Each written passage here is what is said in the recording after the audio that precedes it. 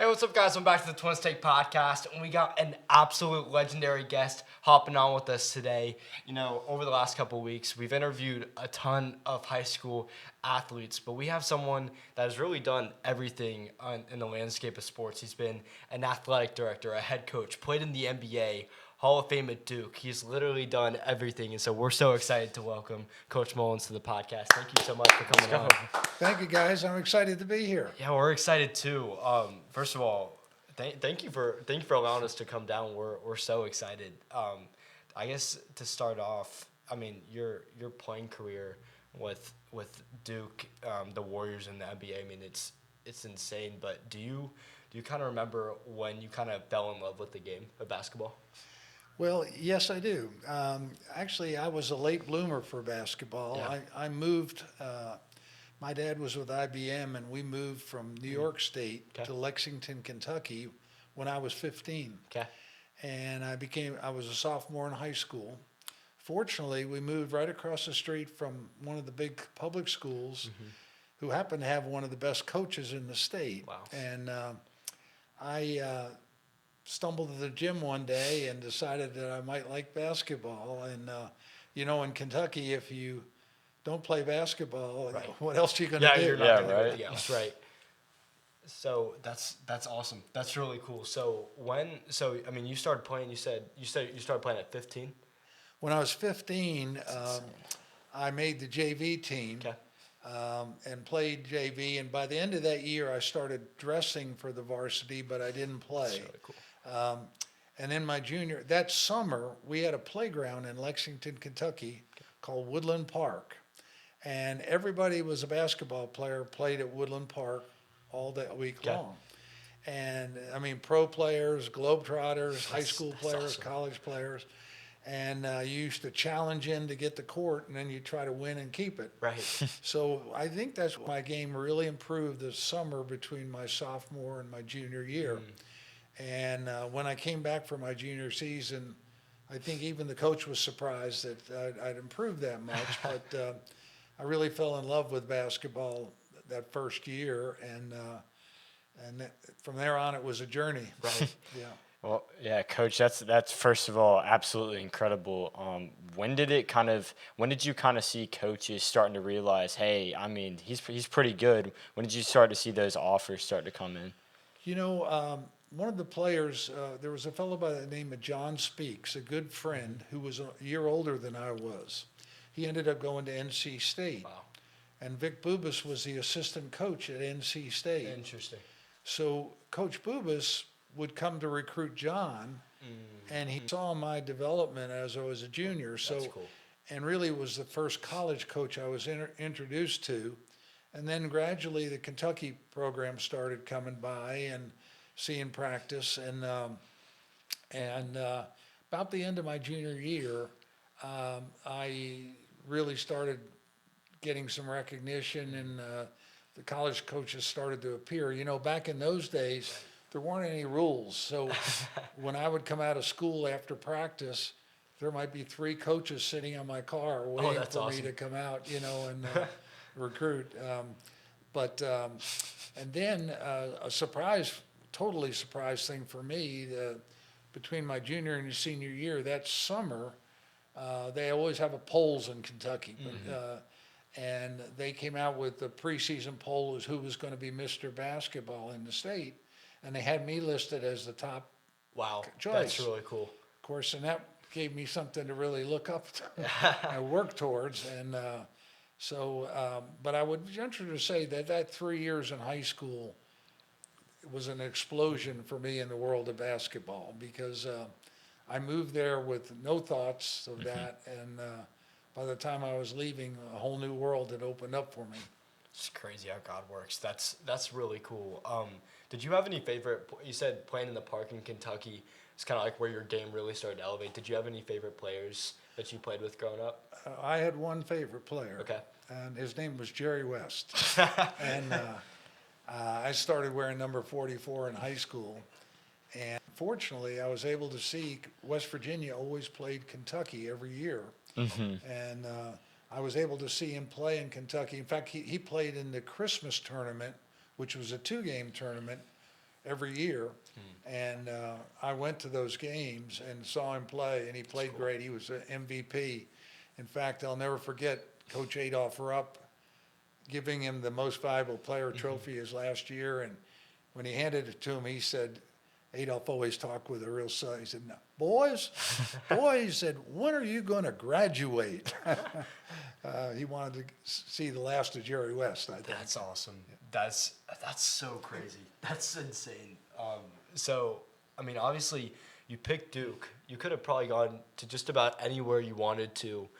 Was it hard to pick the blue blood school that was? I mean, and at the time, the Duke program, I mean, isn't to the level it is today.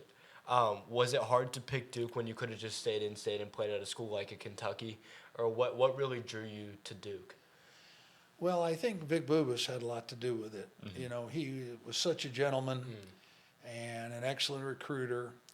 And the year after my junior year, going into my senior year, he got the Duke job. He was an assistant at State and was hired at Duke. And so he had a vision for Duke, and I really bought into that vision. And, you know, there were a lot of things going on that year. For example, I was close to Big Ten schools. Yes, sir. But the Big Ten had a rule they just had passed that freshmen could not play any games. Really? All That's they could do was crazy. practice all year. And I wasn't a huge fan of practice. And so I really eliminated all the Big Ten schools because I didn't want to You do wanted that. to play. And even one of the great things about Duke is, and the ACC, was we had a terrific summer schedule a winter schedule for freshmen.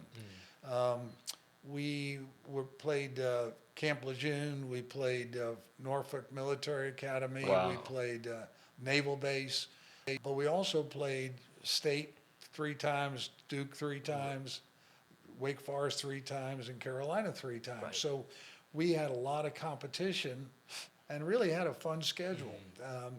And you didn't feel like you were losing out on something that whole first year. That's incredible. So did you go on an official tour when Duke was like recruiting you? Yes, I did. I went on two tours. The first tour was on Thanksgiving, and most of the students were gone, and it was really not a good time to do it, probably.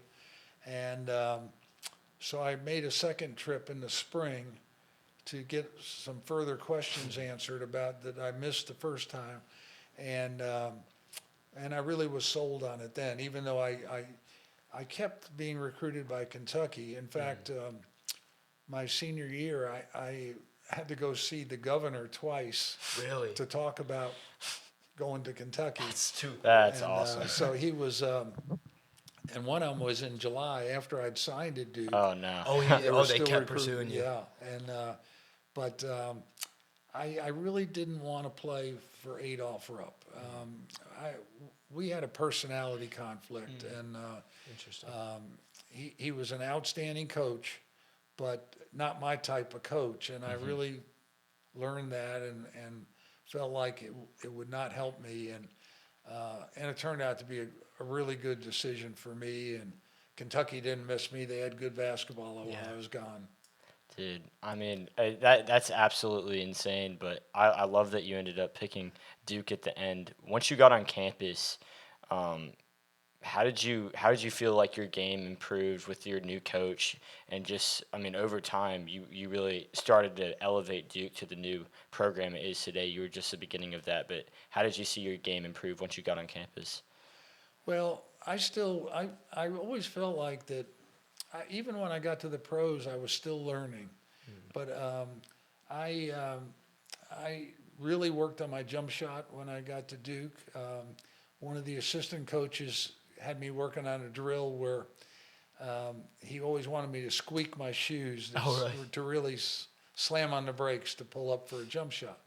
And now with the three-point shot, a lot of people don't practice the intermediate jump shot, the 15-foot jump shot Right. off the dribble, which is something you have to master.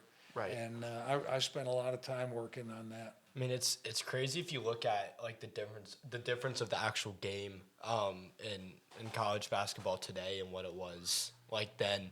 What I want to know, what was it like getting to run out at Cameron Indoor? Because Cameron's one of those places.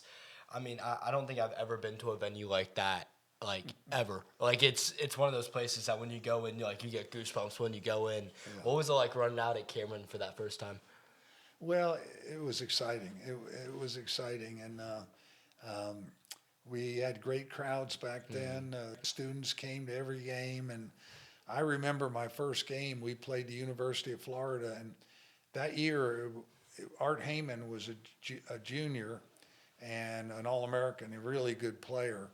And then we had 4 or 5 freshmen that were sophomores that were starting with him. We were all new, and I think Art realized how nervous we were in the locker room before the game, and I'll never forget, he said, hey, remember, guys, there are 100 million Chinese don't even know we're playing tonight. That's awesome. So that really loosened us up, and we went out and we beat Florida that night. But that was our first game in Cameron. That's too cool. That's honestly really funny. So when you're kind of looking over, I mean, your time at Duke, I mean, the accolades, I mean, they're insane, and it's honestly like crazy, especially in that time, like with the coaches that were coaching in the ACC. I mean, with UNC and NC State, I mean, it's ridiculous. Do you have any favorite memories, kind of looking back at your time at Duke? Well, not a specific game. Yeah. But just my whole journey through the ACC was a dream, really. To have competition against Chapel Hill and Wake Forest, and Wake Forest was very good back then with Lenny Chappell and Billy Packer. And then knowing that even if you were successful, if you didn't win the ACC tournament, you weren't going anywhere. And so that put a lot of pressure on teams near the end. I think my junior year, we were 16-0 in the conference. Wow. But yet, if we didn't win the tournament, it would mean nothing. We'd have sat down. And my next year, we were 15-1, and the same thing. So the tournament became a real adventure. But it was such an exciting time, more exciting for the fans too, right. Because everything was on the line for right. every school, and so I miss that aspect of the tournament. It's like when you look at, I mean, and they're talking about expanding the tournament now. Like, I mean, I think from an aspect of, I'm sure the tension in those games are so high, like you said, because if you lose an ACC tournament, like your season's over, and I mean, it's almost like the regular season today, like it matters, but like there's not as much. Like if you lose a game, it's kind of like, oh, next game. Like that regular season doesn't matter as much. Yeah, I mean, it's definitely, especially now. I mean, I feel like even, for example, Carolina didn't have the team this year, but they obviously made this last spot just because it's Carolina. It's interesting how the tournament works. They're only going to let certain teams in, but the ACC tournament has always just been really special, especially near the end with Carolina and Duke and State, Virginia, just this type of teams always battling it out. Yeah, so do you have I mean, that Duke-UNC rivalry has always been crazy. Do you have a favorite memory looking back on one of those games? Well, I remember my first game against Carolina, I got my nose broken. Really?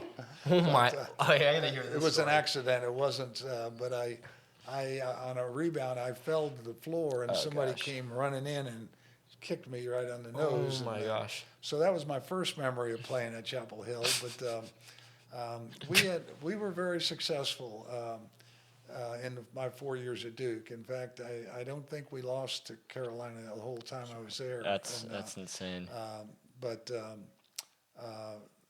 there's no doubt that rivalry is one of the best, if not the best, in college basketball. I mean, I don't know how you beat it. Like, I mean, it just feels like it doesn't matter the type of season like either one of those schools are having, even though they always both have a great season. Like that game, no matter who's watching, who's on the team, it's ridiculous. Right. Yeah. So I mean, you had this incredible career at Duke, and then you went and won ACC Player of the Year. Were you expecting that award, or was that kind of out of nowhere? You know, I think when you get an athletic award, it really it doesn't sink in until after. You know, for example, in my senior year, the joy of the season and the games and winning the tournament and going to the NCAA. It's part of the ride. Really occupied your mind, and then at the end, somebody would announce you Player of the Year. It was nice, but it was probably nice later, Right. and, when you really sat down and thought about it. So I don't remember ever playing. The only long-range goal that I ever had in basketball was to make the Olympic team. That was a dream to be on the United States Olympic team. I remembered well the 1960 team 4 years before me, because I always thought that was the original dream team. They had Jerry West, Right. Oscar Robertson, Jerry Lucas, Bob Boozer. I Right. mean, just great players on that team, and they dominated the Olympics. And so that became my dream, is to make, probably because Jerry West was on that team, I decided I'd like to do that. But that was my long-range goal. It was never to play pro basketball or all the other awards that came. Interesting. So what about the Olympics kind of stuck out? Was it about like representing the USA, or was it just that honestly like Jerry West was playing? Like what kind of about the Olympics really stuck out to you? Well, first of all, is the dream of making it. And the way they set it up, they invited like 80 players to St. John's University for a tryout.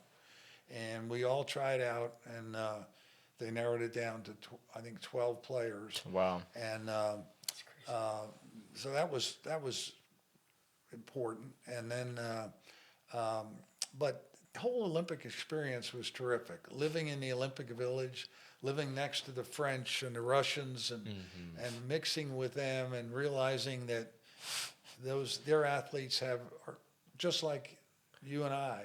They have the same dreams and the same hopes, and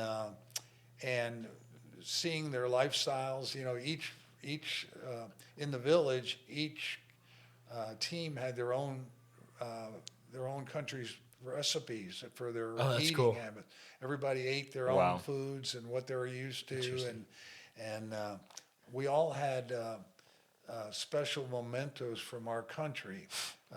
For example, you know, our uniform, since LBJ was president then, Right. we wore a Texas hat, Oh, that's cool. blue blazers, and white pants, and none of us liked the Texas hat. I didn't. Right.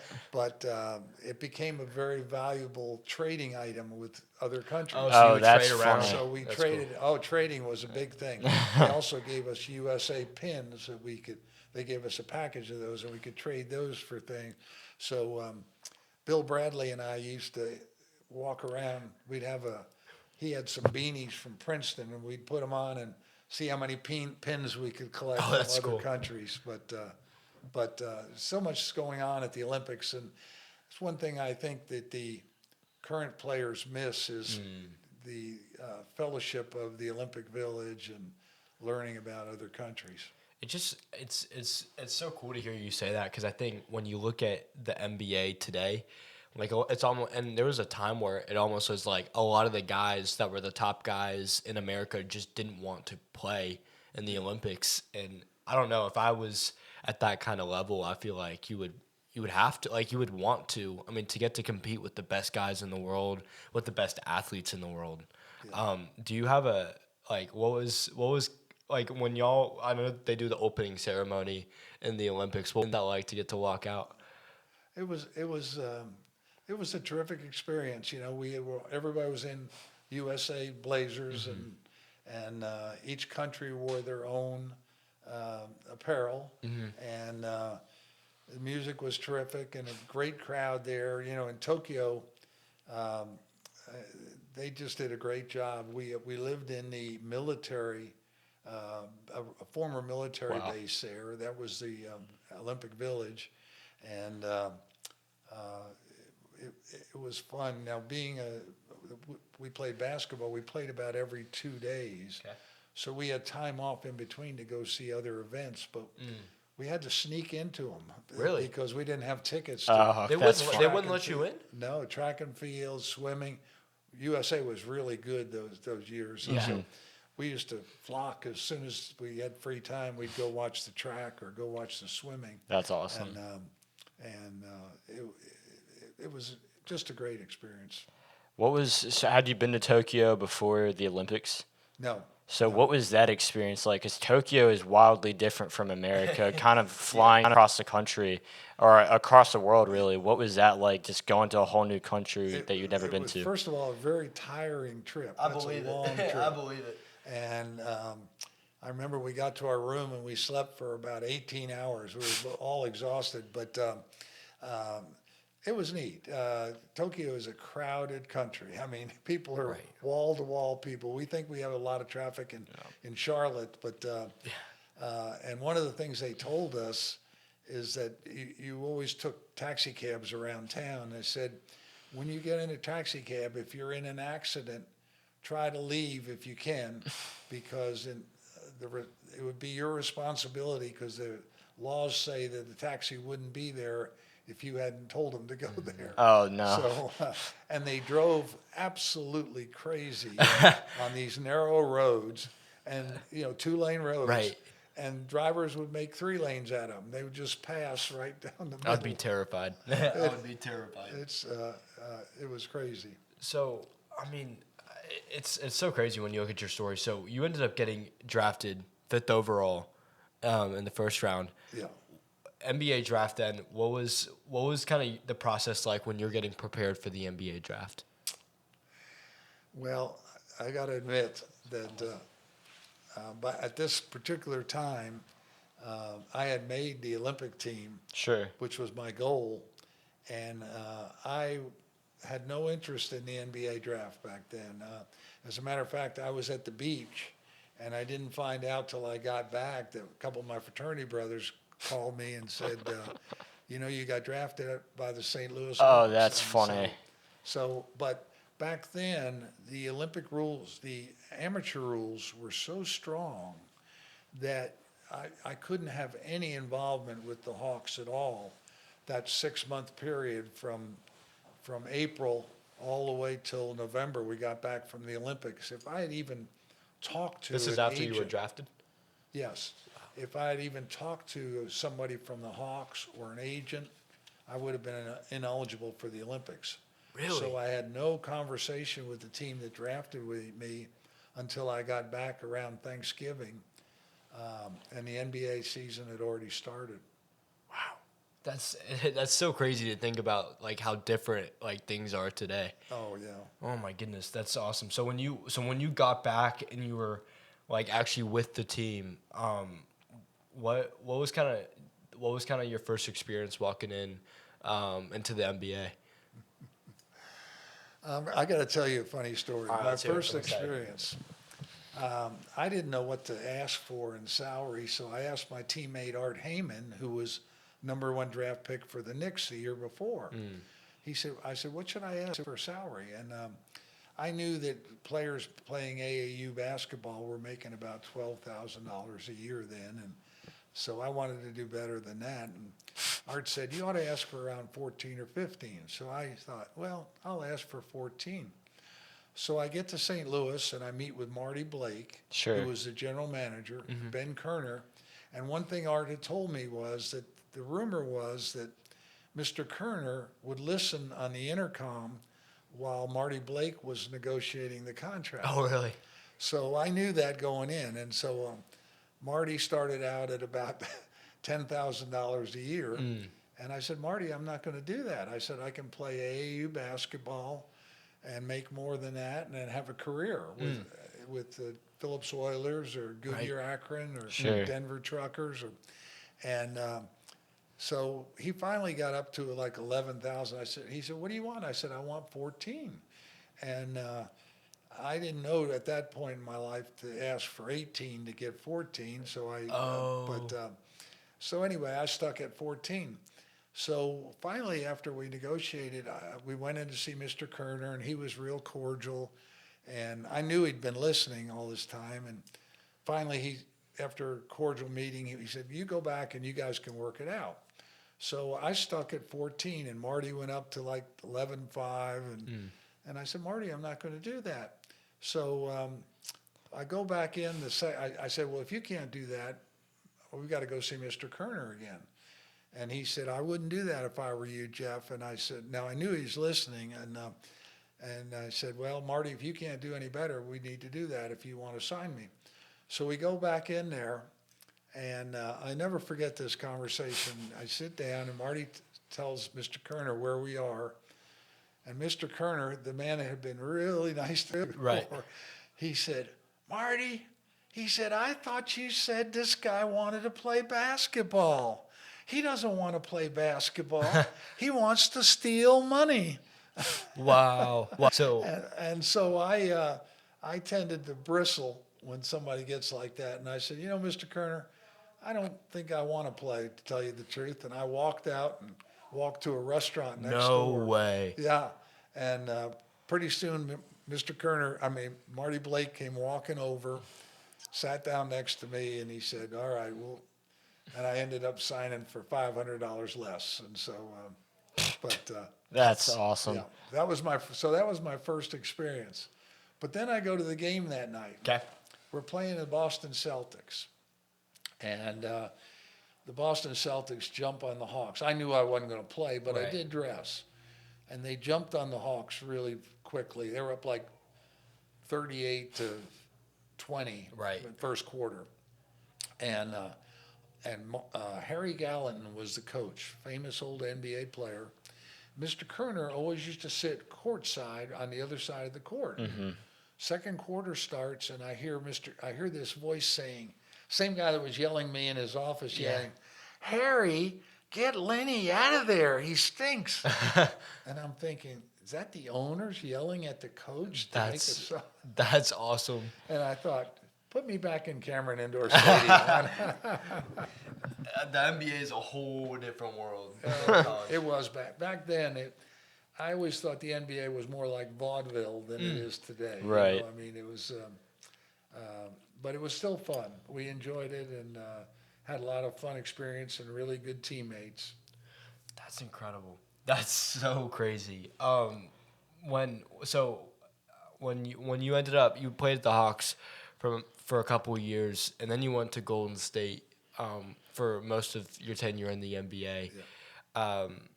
What was the difference like playing in Golden State from not Atlanta now, but St. Louis? Well, I got to back up just for a second. Okay. In this question, I want young players to hear this. Yep. When I was with the Hawks, they were a very veteran team. Bob Sure. Pettit was in his 30s. Cliff Hagan was in his 30s.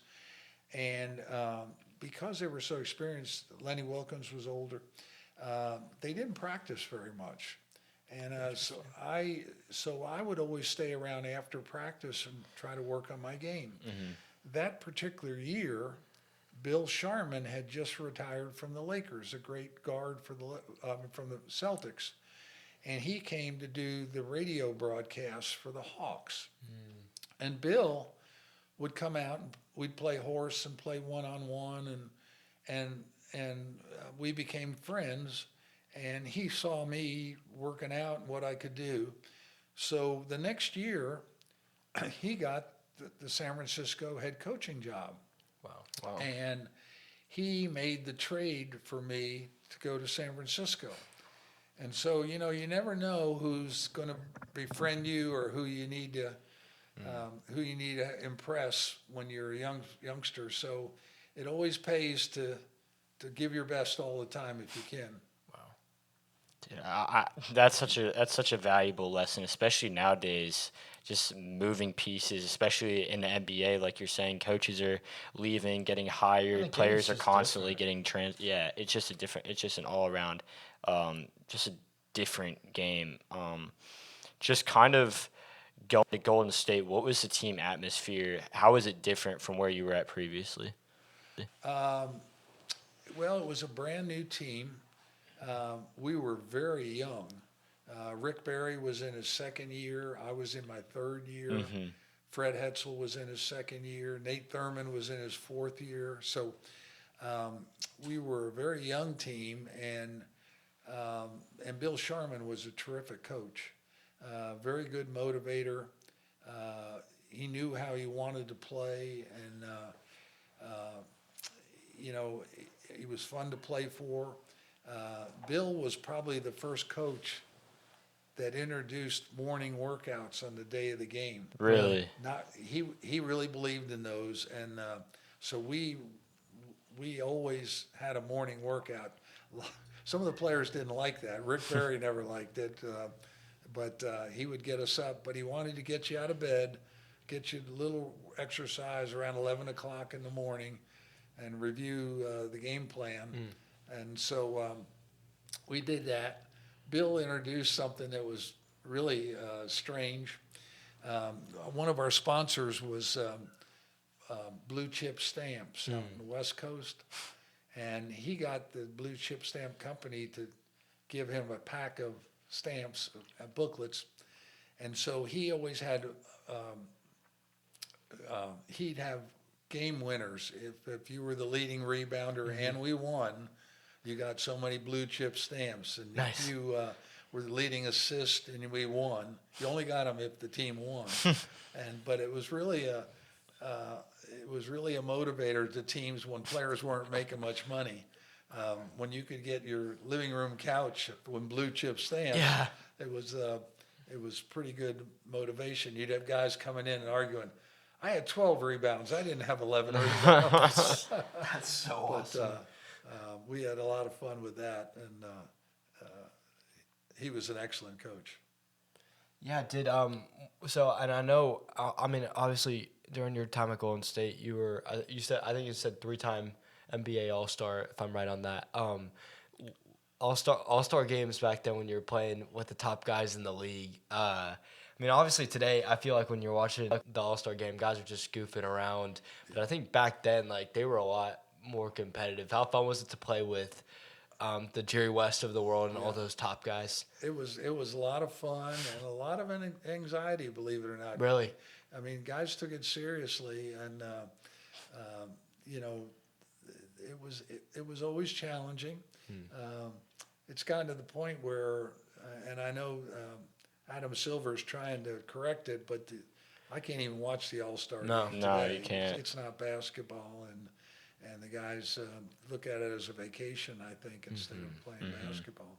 But the only thing good about it is they did come up with the slam dunk. Oh, Yeah, that's fun to watch. That's fun to watch. Yeah. I mean, I think there's a guy named Mac McClung, and he's won it 3 years in a row, and some of the dunks he's putting up now are insane. And how tall is he? He's got to be. He's at not least- tall. He's He's not not that tall. tall. He's No, probably that's what I like thought. He's Maybe 6 foot, no. Yeah, He's that's what I if thought. that. but I mean the hops you have to get up on some of those dunks. Shoot. I mean I think the game, like, I feel like just NBA basketball in general today, I mean, I feel like there was just higher level of, like, competitive basketball every game, like, that was used to play. Now it feels like guys don't really start to, like, show out until the playoffs. Yeah. And then you see some really competitive basketball. Like, I don't think you'll ever beat some of the series with Golden State and Cleveland when Steph and LeBron were going at it every year. Yeah.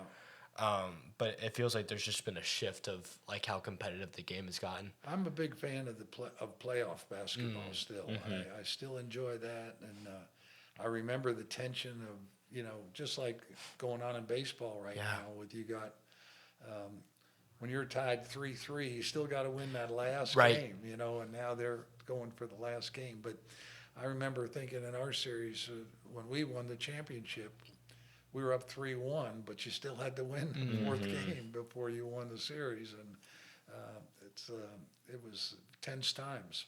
Did you win you won an NBA championship with Golden State, right? We won in 1966, my first year out Wow. there. We lost to the great Philadelphia team with Wilt and Wow. Chet Walker and Billy Cunningham. These and names Al are Greer. crazy. But then it was 9 years later, we won in 1975, and we beat the Bullets and won the championship. So How many games did y'all go into in the finals with the Bullets? we won 4-1. 4-1.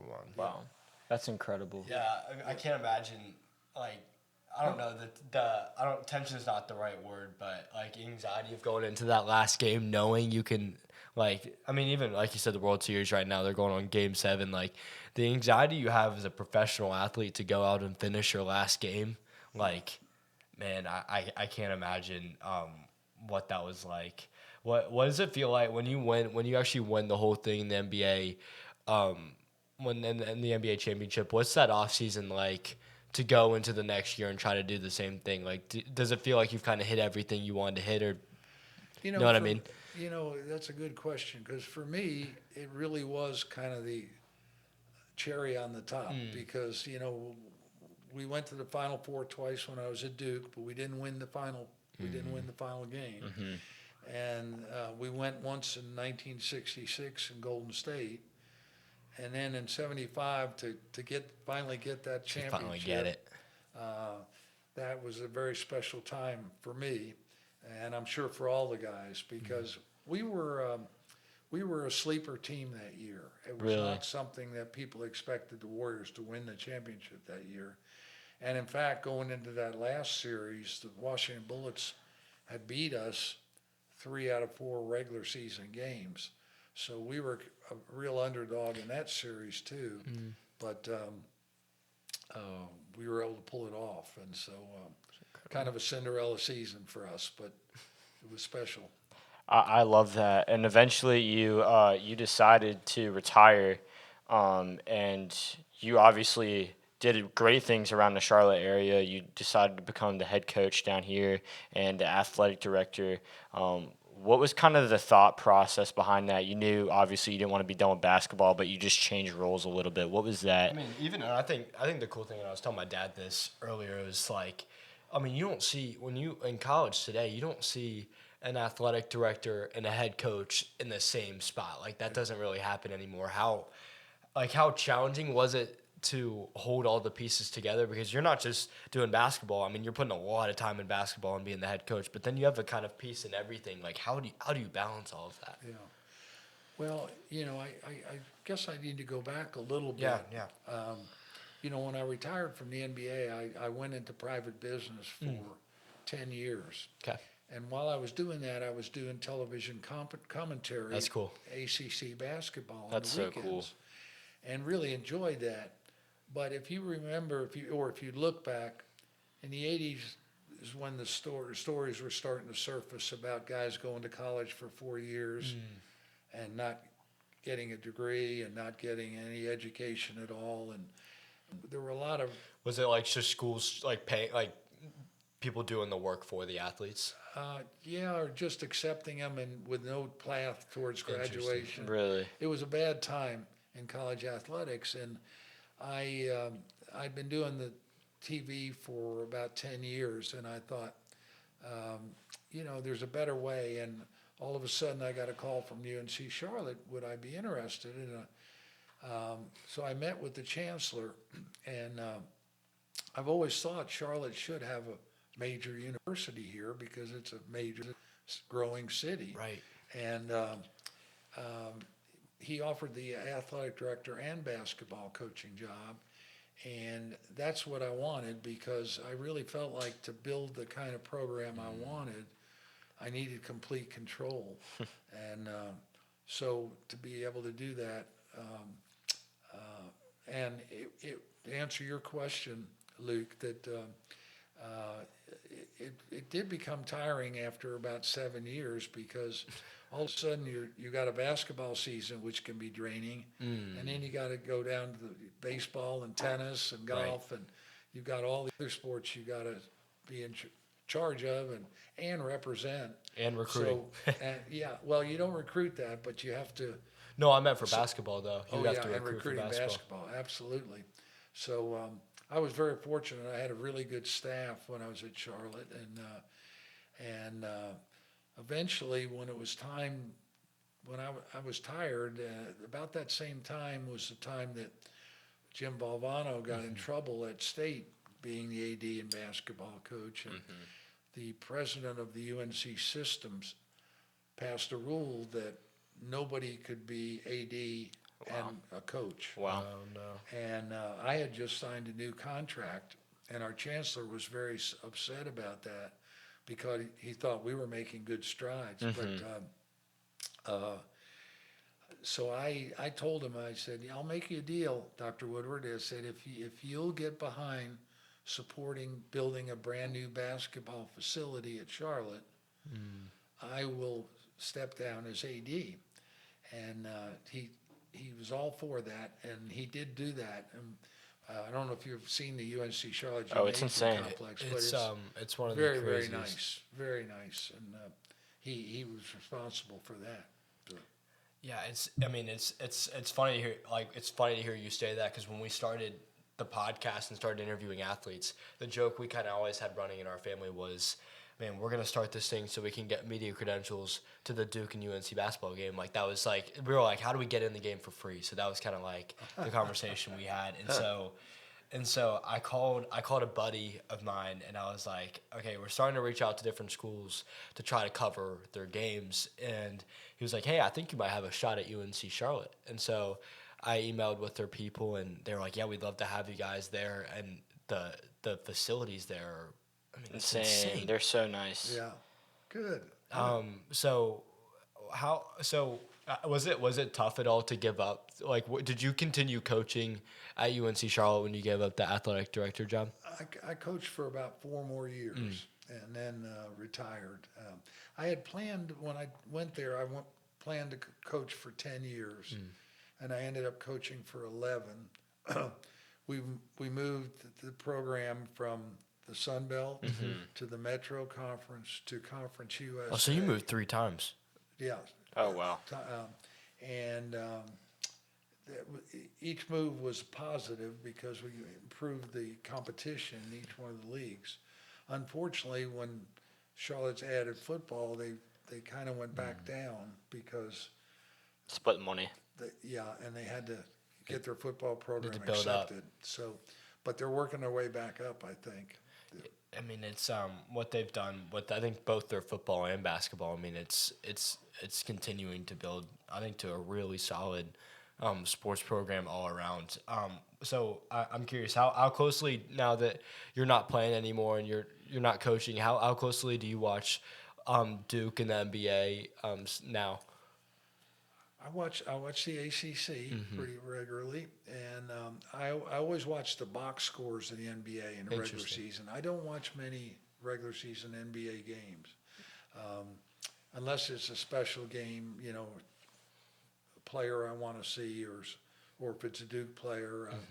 I'm interested now with the Hornets because they got Knipple and Zion. They're both playing. They're playing They're great. having a good They season both right now. started the other night. I know. I said it was funny. I didn't know. I almost thought for a minute we were gonna get. I mean, it's crazy. I feel like the Hornets always draft a Duke player. Always. I hate it too. I mean, I can't stand it. I mean, you'd think with Michael Jordan being the owner, we'd get a bunch of Carolina guys. It never works out that way.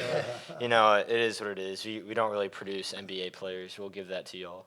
But Well, I was real proud of the guys the way they're doing now. They getting off to a good start. I think Zion was a sleeper, but I think he's going to be a terrific pro. really good He, defender. I thought he was one of the keys to the Duke success last year. Strong point guard, but anyway, I try to follow it. I think it was funny. We're sitting down. I mean, I when you look at the team we had last season, Cooper Flagg's one of those players that Generational. I mean, it's a generational type player. Like he just, I mean, it was so fun to watch him play last season. How closely will you watch this team this year? I'm going to the game. They're playing Texas in about. Oh, you're gonna go you're going to Charlotte. Yeah, I'm going to the That's game in awesome. Charlotte, yeah. I'll watch them about every time they're on. Yeah. Sometimes if it's a late game, I'll tape it and watch it Sure. the next morning. Each year, the way players are moving now, each year is a little bit different. I thought that John Shire last year made a really important move for Duke basketball in that he incorporated not only, we've always been getting good freshmen, but he, for the first time, went out and got 4 NIL players who are really good players. And I'm not sure this year we have as many NIL players, but we've got a couple of them back. I really think, especially nowadays, with them more looking at the transfer portal than them looking at high school players, I think it's really important because as high school, my fault, the college players that develop, especially now in the transfer portal, they're almost as good as some of those 5 stars they're bringing in. So it's really important to bring in those transfers. I think Duke's the only issue Duke has really had is they're very, very good, and when they get to the NCAA tournament, sometimes a team like that just has those 3 guys that might be a junior or senior might just have a little bit more experience, and I think Duke really brought that team in last year, and that's what made them really good. Is they had the Cooper and the Cons of the world, but they also had the 4 guys that were really developed, and that's what made them a really good team. I agree. I agree with you, and I hope they have the same combination this year. One of the thoughts I have about it is, too, if you're a really young team, when you get to that tournament, that round of 16 or 18 teams, it's hard for freshmen to appreciate how hard it is to get there. So hard. The first year, they're all of a sudden they're there, but the veteran players know how hard because this may be their only chance, and so you're competing against players that some are more hungry than others, and it's hard to match that. I saw Zion James.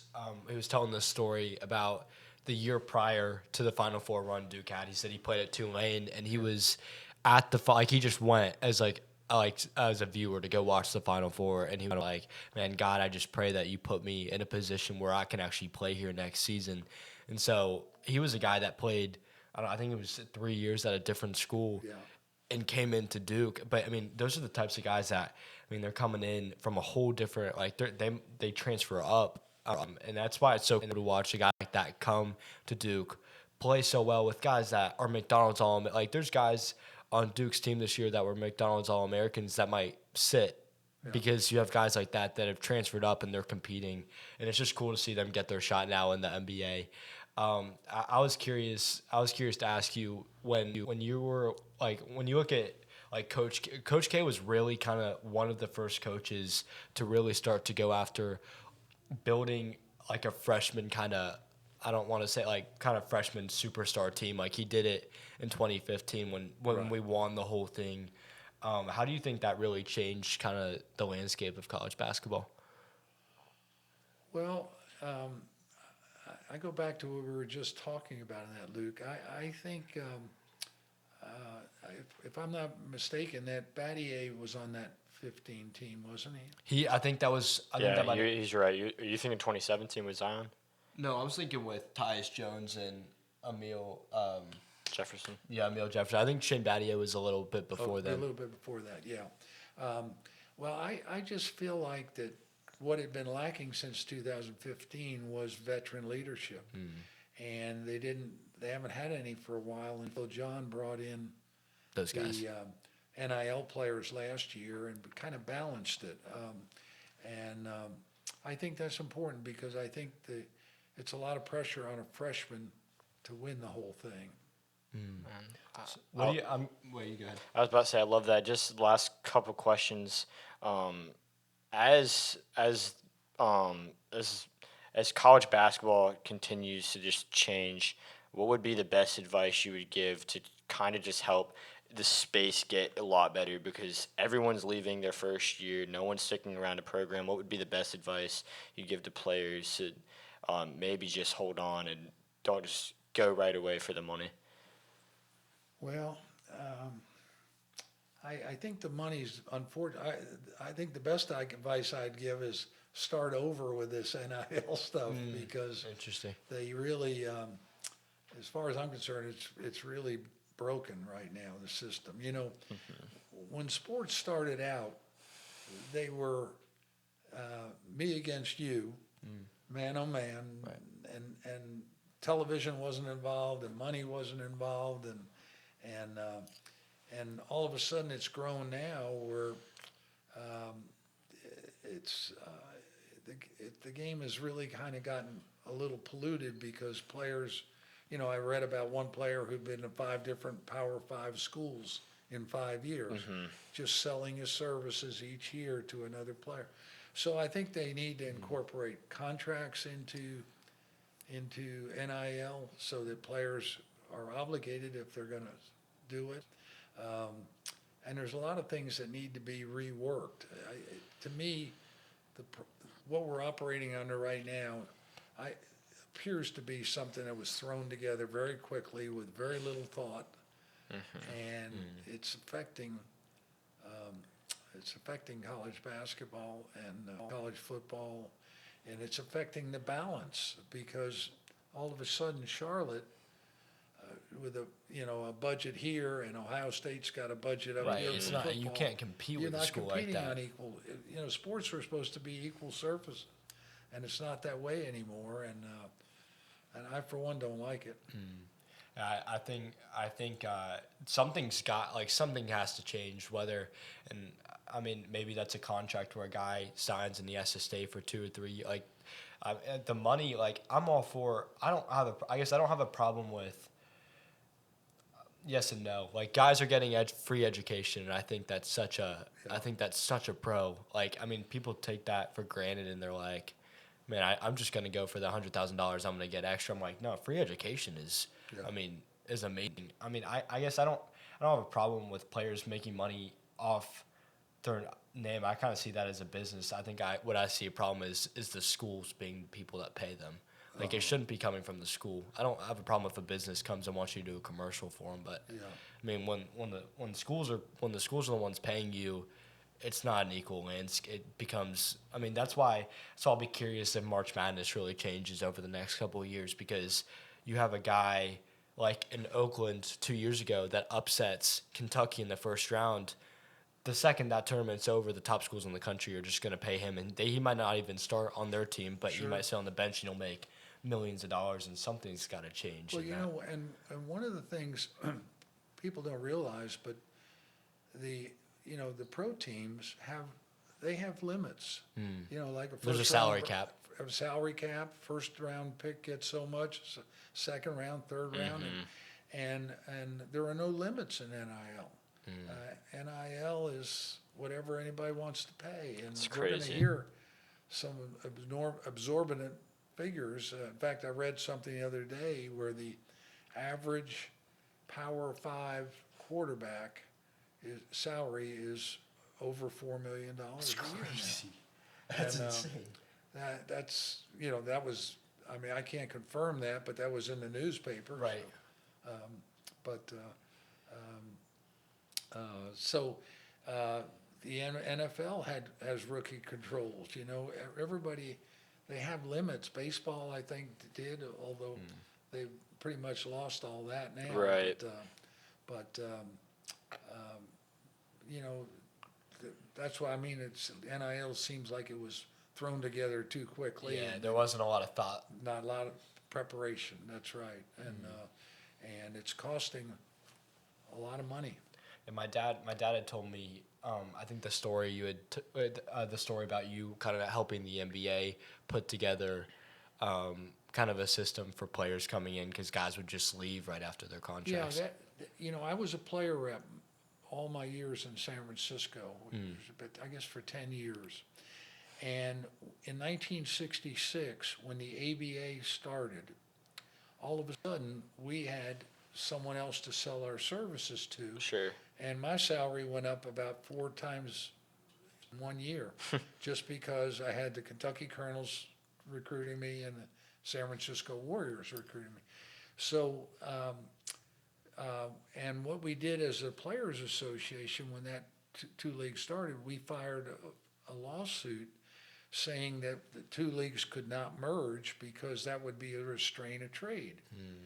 And so 10 years later, the ABA was getting weaker, and a couple of teams were going broke, and I was kind of a middle-of-the-road guy among the players, thinking maybe it's time that we start talking to them and try to Interesting. get a merger.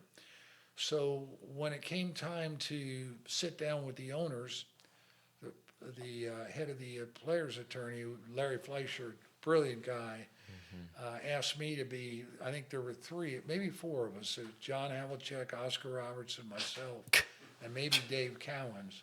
And we met with four owners in New York. And we were hassling back and forth, and the owners were having a problem. They said, we can't invest in a player and work with him for a year and then have him leave. We Right. need some assurances. So I came up, I said, well, suppose we come up with something where you get to keep the player for the first 4 years. And at the end of that time, if you don't like him, you can let him go. But if you do like him, you can keep him. And that's basically what the NBA did. So they had limits for a while, and then eventually they get to free agency, and that's what we have now. Of course, none of us knew then what TV revenue was going to do for Right. sports, and how appealing NBA would be on television. Right. It's changed the landscape. Yeah, it changed it completely, and for college and for pro. That's It's so crazy to think like one idea kind of really. I mean, it changed honestly what the NBA is now. I mean, that is the model they use. Yeah, yeah. That's too cool. Man, Coach, that's amazing. One last question for you before we finish up. Just as you look over your insane journey, you've done just about everything you could imagine in the sports world.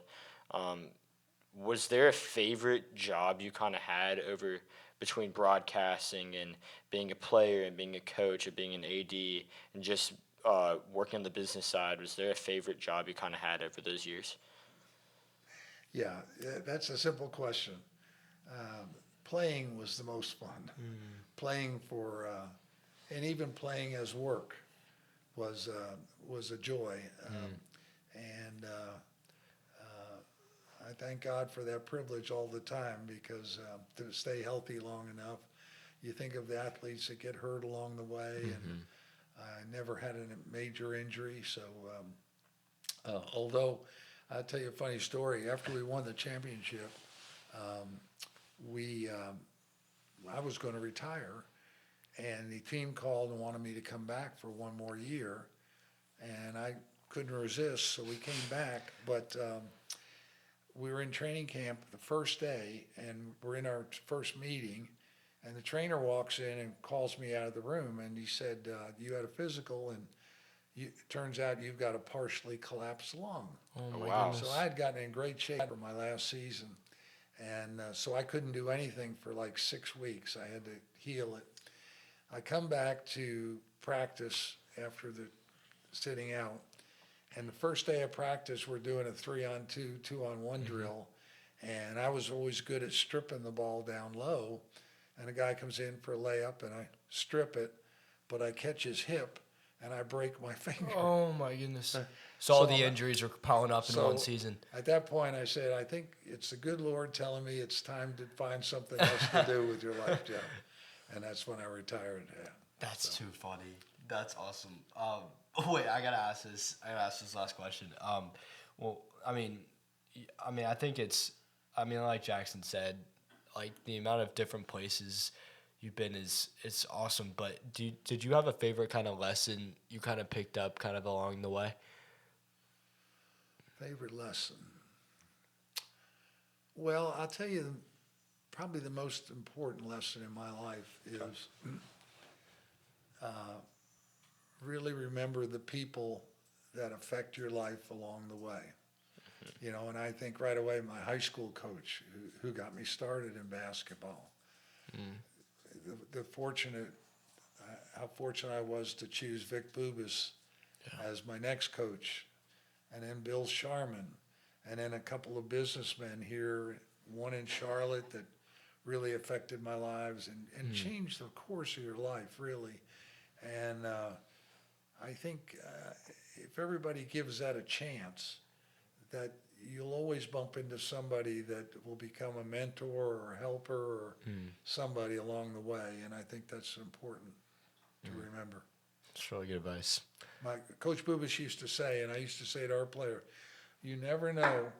The person you're sitting next to on a plane might be the first person that gives you a job, you know? And so, good lesson. It's a great mentality to go with. Yeah. That's really good advice, Coach. Thank you so much for sitting down, taking the time on a Saturday. We really appreciate you.